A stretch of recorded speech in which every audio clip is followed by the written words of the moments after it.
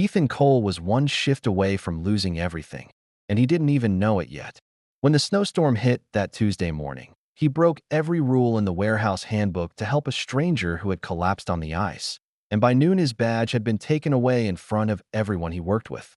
He walked home in the snow with nothing but a cardboard box and a heart full of doubt, certain that he had just made the worst mistake of his life. 24 hours later, 3 black SUVs turned onto his street, and somewhere above the clouds, a private jet was already descending with his name on the passenger list. Stay with this one until the end, because the reason those cars came looking for him will stay with you long after the video ends. If stories like this one make you believe that kindness still matters, go ahead and hit subscribe to Wintervale and drop a like before we get started. It really does help us keep bringing you stories like this one every week.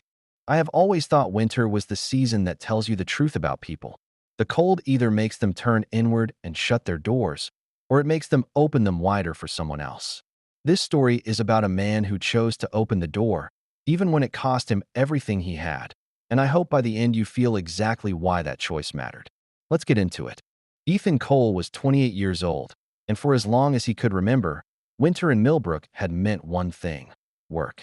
He had spent the last 6 years on the loading dock at Sinclair Fulfillment, a sprawling warehouse just outside town that shipped everything from furniture to holiday decorations across 3 states. It wasn't glamorous, and it barely paid enough to keep the lights on, but it was steady, and steady was what Ethan needed most. He lived with his mother, Margaret, in a small rented house on the edge of town, its porch light always flickering like it couldn't decide whether to stay on. Margaret had been battling a heart condition for the past 2 years, one that required medication she could never quite afford on her own. Every extra shift Ethan picked up, every double he volunteered for, went straight into a jar on the kitchen counter labeled simply Mom. He never complained about it, not once, not even when his hands cracked open from the cold or his back ached so badly he could barely climb the stairs at night. His father had left when Ethan was 9, and in the years since, it had always just been the two of them, trading small kindnesses back and forth like currency neither of them could afford to spend anywhere else. Margaret used to tell him that a good heart was worth more than a good paycheck, and Ethan believed her, even on the days it was hard to. That particular Tuesday started the way most winter mornings in Millbrook did, with a sky the color of wet concrete and snow already falling sideways against the warehouse windows. Ethan clocked in at 6, pulled his gloves tighter, and took his place at loading bay 4, where he would spend the next 10 hours moving pallets in and out of trucks that never seemed to stop coming. The storm outside was worsening by the hour, and the parking lot beyond the dock doors had turned into a sheet of gray ice. Around 11, a company memo had gone out reminding every worker to stay at their assigned station no matter what happened outside, because Sinclair Fulfillment was in the middle of its biggest shipping week of the year, and losing even a single set of hands could throw off an entire truck schedule. His supervisor, a broad-shouldered man named Frank Doyle, had read the memo aloud like a warning, his eyes lingering just a little too long on Ethan, who already had 2 prior write-ups on his file for helping coworkers outside of his zone. It was just after noon when Ethan noticed the elderly man near the customer pickup counter, moving slowly across the lot with a cane in one hand and a folder of paperwork tucked under his arm. The wind was cutting sideways now, and the man's coat flapped open with every gust, but he kept walking, careful and stubborn, toward a car parked near the far end of the lot. Ethan watched him from the dock, a small knot of worry tightening in his chest that he couldn't quite explain. Then it happened. The man's cane slipped on a patch of black ice hidden beneath the fresh snow, and he went down hard, his folder scattering papers across the frozen ground as he crumpled onto his side. Ethan heard the sound even over the wind, a sharp, pained cry that cut straight through every rule in the handbook sitting in his back pocket. He looked at his station, then at the man struggling weakly to sit up, and his legs were already moving before he'd fully decided anything at all. He was off the dock before he even realized he had made the decision, running across the icy lot with his jacket already coming off his shoulders. When he reached the man, he could see blood on the side of his temple where he had struck the pavement, and his breathing had gone shallow and uneven. Ethan knelt beside him immediately, pressing his jacket gently against the wound, his voice low and steady even as his own hands trembled from the cold and the adrenaline. Sir, I need you to stay still for me, okay? Help is coming, I promise. The old man's eyes fluttered open, pale blue and unfocused. But there was something sharp still living behind them, something that studied Ethan's face like it was trying to memorize it. Ethan pulled out his phone and dialed for an ambulance with one hand, while keeping pressure on the wound with the other, ignoring the cold seeping through his soaked shirt. That was when Frank Doyle came storming across the lot, his face red with something that looked more like fury than concern. Cole, what in the hell do you think you're doing? Get back on that dock right now. We've got trucks waiting. Ethan didn't move, didn't even look up right away, his focus locked entirely on the injured man shivering beneath his jacket in the snow. He's hurt, Frank. I'm not leaving him out here alone. His voice was calm, but there was an edge underneath it that Doyle clearly wasn't used to hearing from him. Doyle's jaw tightened, and he pointed a thick finger down at Ethan like he was scolding a child. This is your last warning, Cole. You walk away from that man right now, or you clean out your locker today. I mean it. Ethan looked up at him just long enough to make his choice clear, then turned his attention back to the old man, whose hand had found his sleeve and was gripping it with surprising strength. I'm sorry, Frank, but I'm not going anywhere until the ambulance gets here. The words hung in the freezing air between them, and for a moment, even the wind seemed to pause to hear them. Doyle didn't say another word. He simply turned on his heel, pulled a clipboard from under his arm, and scribbled something furious across it before storming back inside, leaving Ethan alone in the storm with a stranger whose name he didn't even know yet. The paramedics arrived 12 minutes later, their lights cutting red and white through the falling snow, and as they lifted the old man onto a stretcher, his fingers found Ethan's hand one last time. Thank you, son. I won't forget this. His voice was thin but certain, and something about the way he said it made Ethan's chest tighten in a way he couldn't quite name. Ethan watched the ambulance pull away through the snow, his soaked shirt clinging to his skin, his whole body shaking from the cold. And somewhere deep down, he already knew what was waiting for him when he walked back inside. Frank Doyle was standing by the time clock when Ethan returned, his arms crossed, his expression already made up before Ethan said a single word. You know the policy, Cole. I don't have a choice here. He slid a termination form across the desk without meeting Ethan's eyes, and Ethan signed it in silence, his hands still trembling, though he couldn't tell anymore if it was from the cold or something else entirely. He walked home that evening with his belongings in a small cardboard box, the snow falling heavier now, blanketing Millbrook in a silence that felt almost cruel given everything churning inside him. Each step through the snowdrifts felt heavier than the last, like the weight of what he had just lost was settling into his bones alongside the cold.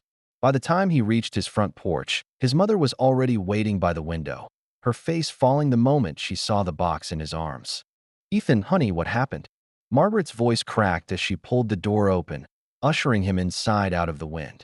He told her everything, sitting at their small kitchen table while she made him tea with hands that shook more from worry than the cold outside. When he finished, she reached across the table and took his hand, her eyes glassy but proud. You did the right thing. We'll figure the rest out. We always do. But Ethan could hear the fear underneath her words, the same fear that had lived quietly in their house for years now, wrapped around every unpaid bill and every prescription bottle lined up on the counter like a countdown. That night, long after his mother had gone to bed, Ethan sat alone at the table with his old laptop, scrolling through job listings in a town that didn't have very many left to offer. The snow kept falling outside the window, soft and endless, and for the first time in a long time, Ethan let himself wonder if kindness had actually cost him everything. The next 2 days passed in a blur of rejection. Ethan drove from one gray storefront to another through streets still choked with snow, filling out applications at the hardware store, the grocery distribution center, even the plow company that salted Millbrook's roads every winter. Most managers barely looked up from their clipboards, and the ones who did simply told him they weren't hiring until after the holidays, their voices polite but final, closing doors Ethan hadn't even realized were shut until he was already standing outside them again.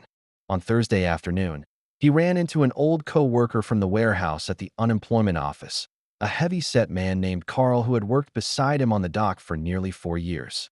Carl shook his head slowly when Ethan told him what had happened. Doyle's been telling everybody you lost it, went and abandoned your station for no reason. Ethan felt something tighten low in his stomach. Not anger exactly, just a tired kind of sadness that the truth could be twisted so easily by someone who hadn't even been standing in the snow that morning. He didn't bother correcting the story. He simply thanked Carl, filled out one more form, and walked back out into the cold, wondering how many more doors he would have to knock on before one of them finally opened. He barely slept that night, his mind replaying the old man's face over and over, the way his hand had gripped Ethan's sleeve like it meant something important. Around midnight, his phone buzzed once with a text from an unknown number, but when he checked it, there was nothing there but a blank message, and he assumed it was some kind of mistake before finally drifting off just before dawn. He woke the next morning to the sound of his phone ringing, an unfamiliar area code lighting up the screen. "Is this Ethan Cole?" The voice on the other end was calm, professional, and unmistakably careful in the way it chose its words. When Ethan confirmed, the woman introduced herself simply as an assistant to the Sinclair family and told him a car would be arriving at his house within the hour to bring him to a private meeting. Ethan sat frozen at the kitchen table, certain he had misheard her, certain this had to be some kind of strange mistake. "I think you might have the wrong person," he said carefully, glancing at his mother, who had appeared in the doorway with a curious, worried expression. "I just lost my job yesterday. I'm nobody important." The woman's voice softened slightly, but her certainty didn't waver. "Mr. Cole, you're exactly who we're looking for. The car will be there at 9. Margaret stood quietly in the kitchen doorway after the call ended, watching her son stare at his phone like it had just spoken a foreign language. "Who was that?" she asked, wrapping her cardigan tighter around herself against the morning chill. Ethan shook his head slowly. "I don't know, Mom. Someone said a car is coming to take me somewhere. I think it might be about yesterday." Exactly at 9, a sleek black SUV pulled up outside their small house, and Ethan felt a strange mixture of fear and disbelief settle into his stomach as the driver stepped out to open the door for him. The roads had been freshly plowed, but snow still clung to the pine trees lining the highway as they drove, and Ethan watched the familiar streets of Millbrook fade behind him, replaced by something unfamiliar and quietly intimidating. When the SUV finally turned toward the small regional airport outside of town, Ethan's stomach dropped entirely. Parked on the private runway was a sleek white jet, its engines idling softly against the gray morning sky, snow still drifting lazily around it like the world hadn't quite decided to stop for winter yet. A small group of people stood near the base of the stairs, bundled in coats far more expensive than anything Ethan had ever owned, their eyes turning toward the SUV as it slowed to a stop. Ethan stepped out cautiously, his breath fogging in the cold air, and it was only then that he recognized one of the faces waiting for him. It was the old man from the parking lot, standing upright now, a small bandage still visible near his temple, but his eyes bright and alert in a way they hadn't been the day before. Beside him stood a woman who looked to be in her late 20s, her dark coat cinched at the waist, her eyes a warm hazel that studied Ethan with open curiosity rather than judgment. She had the kind of quiet, striking beauty that didn't need to announce itself, the kind that made Ethan suddenly aware of the snow melting into his old work boots. "Ethan," the old man said, extending a steady hand despite the chill in the air. "My name is Walter Sinclair, and I believe I owe you my life." Ethan shook his hand slowly, still trying to process the words, still trying to understand how the stranger from the parking lot had become the man standing in front of a private jet with his name on it. Walter gestured to the young woman beside him, his expression softening with something like pride. "This is my daughter, Olivia. She runs half of this company better than I ever could, and she insisted on coming the moment she heard what happened." Olivia stepped forward and offered Ethan her hand, her grip firm despite the cold, her gaze lingering just a moment longer than professional courtesy required. "It's not every day someone loses their job for doing the right thing," she said quietly. "We wanted to meet the man who did." Ethan felt a strange warmth catch him off guard at the sound of her voice, buried somewhere beneath the exhaustion and disbelief still weighing on him from the day before. Walter invited him aboard the jet, and the interior was unlike anything Ethan had ever seen. Warm wood paneling and soft leather seats that felt worlds away from the cold concrete of the loading dock he had stood on just 24 hours earlier. Once they were all seated, Walter's expression turned serious, his eyes steady on Ethan's face. "You lost your job protecting a stranger in the middle of a snowstorm," he said. "Most people would have walked past me, Ethan. Most people did, actually, before you came running." Ethan shifted uncomfortably in his seat and used to this kind of attention. "Anyone would have done the same thing, sir. You were hurt. I couldn't just leave you there." Olivia leaned forward slightly, her eyes studying him with quiet intensity. "That's exactly the problem, Ethan. Not anyone would have. That's rare, and it's valuable, and it's something we've been looking for without even knowing what to call it." She glanced at her father, some silent understanding passing between them, before turning back to Ethan with a small, deliberate smile. Walter slid a folder across the small table between them, his voice steady and certain. "Sinclair Fulfillment is launching a new community outreach division this year, one focused on protecting workers just like you, the ones who do the right thing even when company policy tells them not to. We want you to run it." Ethan stared at the folder like it might disappear if he looked away, his mind struggling to catch up with the sudden shift in his entire world. "I don't have any experience running a division," he said honestly, his voice quieter now. "I load trucks. That's all I know how to do." Walter shook his head slowly, a knowing warmth in his tired eyes. "You know how to put someone else's well-being above your own paycheck. That's not something we can teach people, Ethan. That's something you either have or you don't." Olivia slid a second document toward him, her fingers brushing briefly against his as she did. "The salary is listed there, along with full medical coverage, which I understand might matter quite a bit to your mother." Ethan's eyes dropped to the number, and for a moment the entire cabin of the jet seemed to tilt slightly beneath him. The number nearly 5 times what he had made at the warehouse in a year.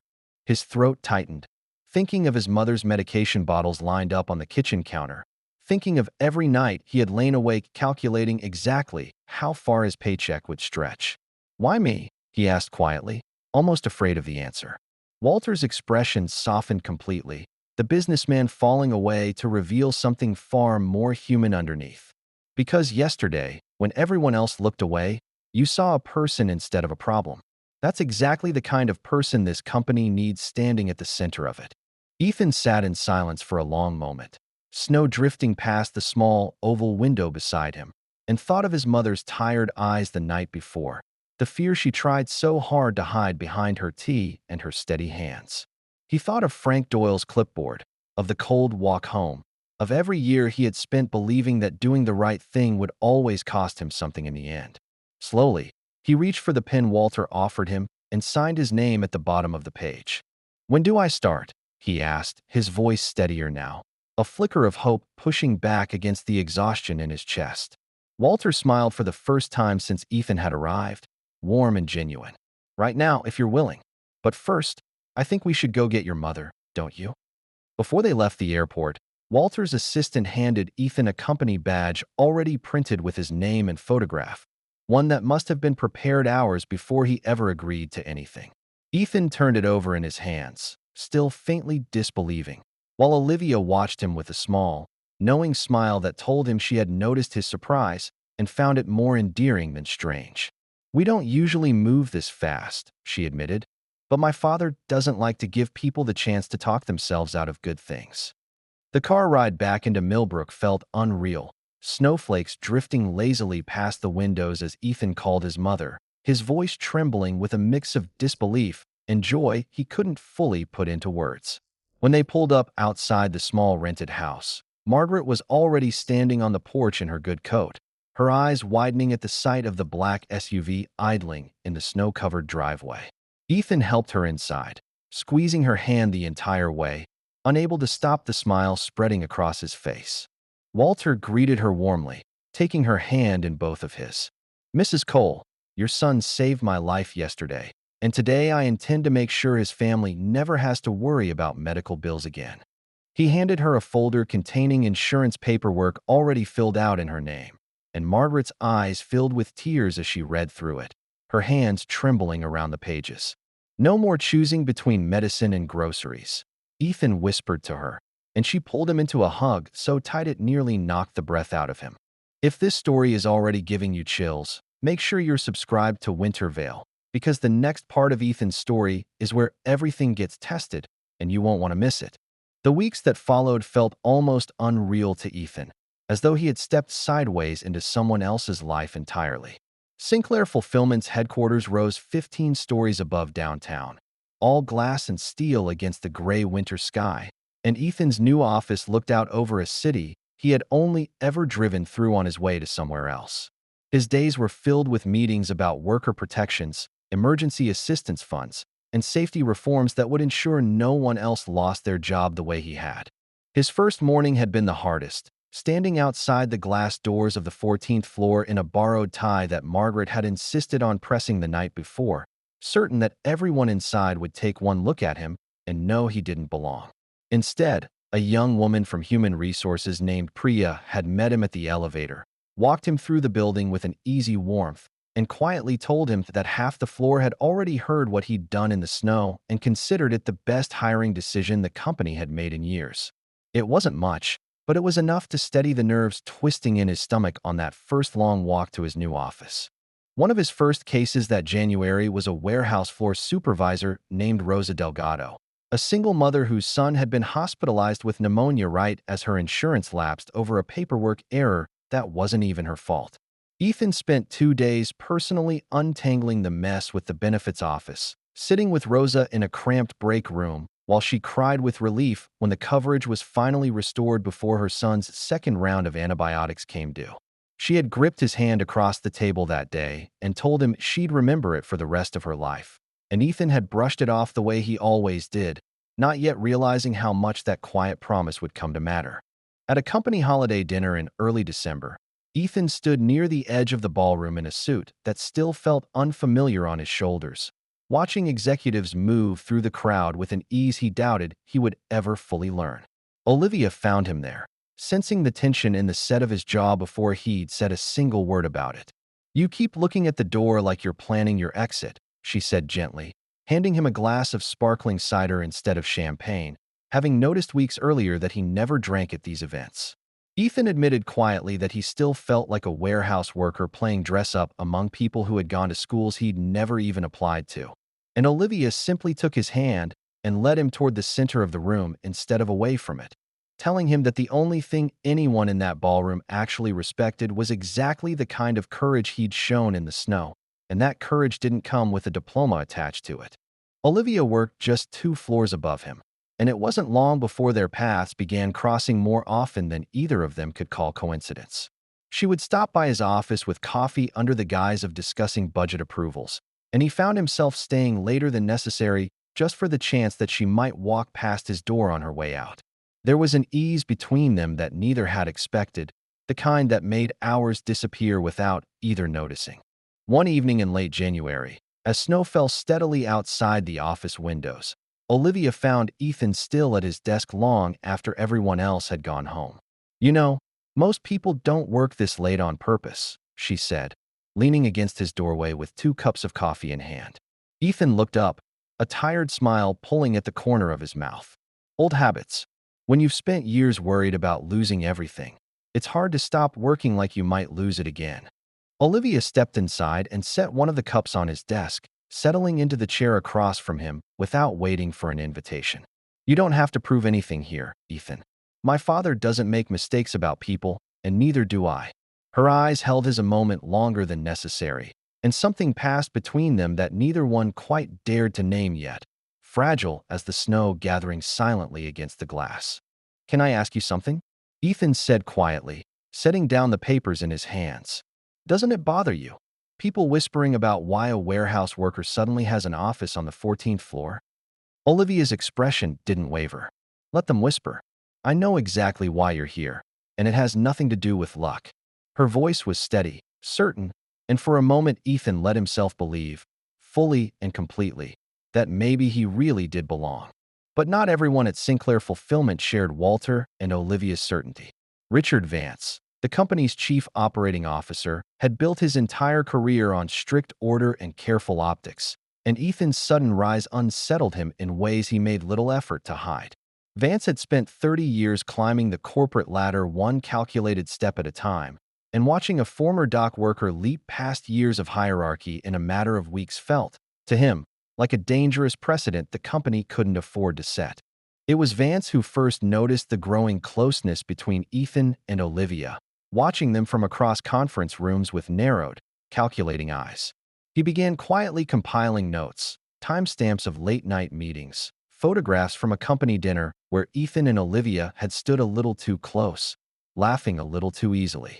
By early February, he had gathered enough to bring before the board, framing it not as gossip, but as a serious concern about favoritism and conflict of interest at the highest levels of the company. The board meeting was called on a gray Thursday morning, snow falling steadily outside the towering windows of the executive floor, and Ethan sat in the hallway outside, having been asked to wait while the matter was discussed. Through the closed doors, he could hear Vance's voice rising, sharp and deliberate, accusing Olivia of compromising her judgment, questioning whether Ethan's rapid promotion had been earned or simply gifted through personal favor. Each word landed like a stone in Ethan's chest, and for the first time since signing that contract on the jet, real doubt began creeping in. He thought of Frank Doyle's clipboard, of every year he had spent believing kindness always came with a price attached. Maybe, he thought, sitting alone in that cold hallway, this was simply that price finally catching up with him again. When Olivia finally stepped out of the boardroom, her face was pale but composed, and she found Ethan waiting exactly where she had left him, his jaw tight, his eyes distant. "They're questioning everything," she said quietly, sitting down beside him. "My judgment, my father's decision, your entire position here." Ethan nodded slowly, staring at the floor. "Maybe Vance is right to question it. Maybe I don't belong up here, Olivia. Maybe I should have just stayed on the dock where things made sense." Olivia turned to face him fully, something fierce flashing behind her hazel eyes. "Don't you dare say that. You didn't ask for any of this, Ethan. You knelt down in a snowstorm and helped a man you'd never met. And everything after that has only proven exactly how right that instinct was." Her voice cracked slightly, and for a moment the careful composure she carried everywhere else in the building fell away entirely. "If anyone in this building doesn't understand that, that's their failure, not yours." 2 days later, Vance made his final move, presenting the board with a formal recommendation to terminate Ethan's position and open a full review into Olivia's conduct as vice president. The boardroom was packed that morning, snow still falling steadily outside the frosted windows, tension thick enough that even the youngest interns in the hallway could feel it pressing against the walls. Walter sat at the head of the table, his expression unreadable, his eyes moving slowly between his daughter, his COO, and the young man who had once saved his life on a sheet of frozen ice. Vance stood first, laying out his case with practiced precision, photographs and timestamps projected onto the screen behind him like evidence in a courtroom. "This company has rules for a reason," he said, his voice cold and even. "Rules that exist to protect us from exactly this kind of situation, personal relationships influencing professional decisions at the highest level." Several board members shifted uncomfortably, glancing toward Olivia, who sat perfectly still, her hands folded tightly in her lap. It was Ethan who finally stood, his chair scraping softly against the polished floor, silencing the room before he even spoke a word. "I know how this looks," he began, his voice steady despite the pounding in his chest. "A dock worker who got lucky, who charmed his way into an office he doesn't deserve. But I didn't come here looking for luck. I came here because I helped a man who was hurting, and it cost me everything I had at the time." He looked directly at Vance, his voice growing firmer with every word. "Every program in my department has already helped over 300 families avoid the exact situation my mother and I lived through for years. That's not favoritism. That's the reason this division exists at all." The room fell into a heavy silence, snow still drifting steadily past the windows behind him, as though even the weather outside had paused to listen. Before Vance could respond, the door at the back of the boardroom opened quietly, and Rosa Delgado stepped inside, the warehouse supervisor whose son's insurance Ethan had fought to restore back in January. She hadn't been asked to attend, but Priya had mentioned the hearing to her that morning, and Rosa had taken the afternoon off without pay simply to be there. "I don't know most of you," she said, her voice trembling slightly but growing steadier with every word. "But I know that back in January my son was in a hospital bed and our insurance had lapsed over paperwork that wasn't even my mistake, and this man sat with me for 2 days until it was fixed. Whatever you decide today, I needed you to hear that before you decided it." The boardroom sat in stunned silence, and even Vance, for the first time all morning, had nothing ready to say. Then Walter rose slowly from his seat at the head of the table, his eyes moving across every face in the room before finally settling on Vance. "Richard, I have known you for 25 years, and I respect the order you've brought to this company." His voice was calm, but carried an unmistakable weight. But this company was never meant to run on cold calculation alone. It was built on the belief that decency matters, that character matters, and Ethan Cole has proven both of those things more clearly than anyone in this room. He turned to address the entire table now, his tone final and unshakable. "A vote has been requested, so let's have one. Anyone who believes Ethan Cole does not belong in this company, raise your hand now." The room went still, snow falling silently outside, and for a long, uncomfortable moment nobody moved at all. Near the far end of the table, a gray-haired board member named Louise Pemberton hesitated, her fingers lifting an inch off the table before she caught Rose's eyes still red from crying and set her hand back down. One by one, every hand in the room stayed down, until only Vance sat alone in his conviction, his face tightening with quiet defeat as he finally understood the outcome had already been decided long before he ever walked into that room. Vance resigned from the company within the month, and while some described it as a quiet embarrassment, Ethan never once celebrated it, choosing instead to focus entirely on the families his division was already changing. Word of the boardroom vote spread quickly through the company, and rather than damaging Ethan's reputation the way Vance had intended, it only strengthened it. Employees across every floor now openly speaking of him as proof that the company still had a soul underneath its glass and steel exterior. That evening, as the first truly heavy snow of the season began blanketing the city outside, Ethan found Olivia standing alone on the rooftop terrace of the headquarters building, watching the snowflakes drift silently down over the skyline. He joined her quietly at the railing, neither of them speaking for a long moment, the cold air sharp and clean between them. "I almost walked away today," he admitted finally. "I thought maybe this was all too good to be true, that eventually it would cost you something you couldn't get back."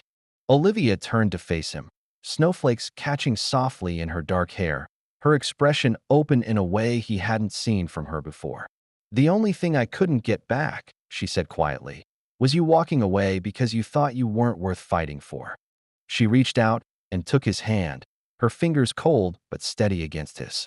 "I've watched you carry the weight of your whole life on your shoulders since the day you stepped off that plane, Ethan. Let someone carry a little of it with you now."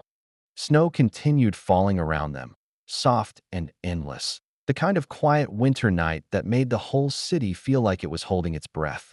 Ethan looked at her for a long moment, feeling a steadiness settle over him that he hadn't known in years, some old fear finally letting go beneath the weight of the falling snow.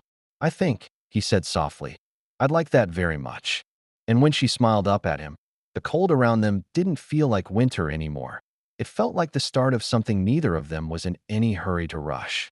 Spring eventually came to Millbrook, but Ethan never forgot the winter that changed everything, and neither did the hundreds of families his division had already helped by the time the snow finally melted. His mother, healthier now and finally free from the fear of choosing between medicine and meals, often joined him for lunch at the office, sometimes glancing toward the old warehouse visible faintly in the distance from his window. "Funny how life works," she told him once, squeezing his hand across the table.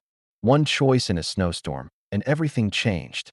Frank Doyle still worked at the warehouse, though under new leadership brought in after Sinclair Fulfillment quietly restructured its worker protection policies company-wide, ensuring no employee would ever again be punished for choosing compassion over a shipping schedule. Ethan drove out there himself to walk Doyle through the new rules in person, and the two men stood together in the same loading bay where it had all started, the cold between them just as real as it had been that morning in the snow. Doyle didn't apologize outright, but he shook Ethan's hand a little longer than he needed to and admitted quietly that he'd thought about that day more than he cared to say. It wasn't revenge Ethan wanted, only certainty that his story would never need to repeat itself for someone else standing where he once had. By the following winter, Ethan and Olivia had moved into a small house together on the edge of town, close enough to Margaret that Sunday dinners became a weekly tradition neither of them ever missed. On the first heavy snowfall of the new season, Ethan asked her to walk with him to the very edge of the old warehouse parking lot where it had all started, telling her he wanted to see the first snow fall somewhere that actually meant something to both of them. Olivia laughed and agreed, pulling her coat tighter against the wind, never once suspecting what he had tucked carefully into his pocket that morning. They stood together near the spot where Walter had slipped on the ice nearly a year before, snow gathering softly on their shoulders, and Ethan finally turned to face her, his hands unsteady in a way that had nothing to do with the cold this time. He told her that this parking lot had taken his job but given him everything else that mattered, and that he couldn't imagine facing another winter without her standing beside him in it. When he knelt down in the snow and opened the small box in his hands, Olivia's breath caught, tears freezing lightly on her lashes as she said yes before he had even finished asking, pulling him up into a kiss that felt warmer than anything either of them had ever known in the cold. Ethan stood at the window that same evening, watching the flakes drift down exactly as they had the day everything began, and felt nothing but quiet gratitude where fear used to live. Sometimes, he had come to understand, the coldest days of your life are the ones that lead you straight to the warmth you didn't even know you were looking for. If Ethan and Olivia's story moved you even a little, make sure you're subscribed to Winter Veil so you never miss the next one, and let us know in the comments, in just one word, how this story made you feel.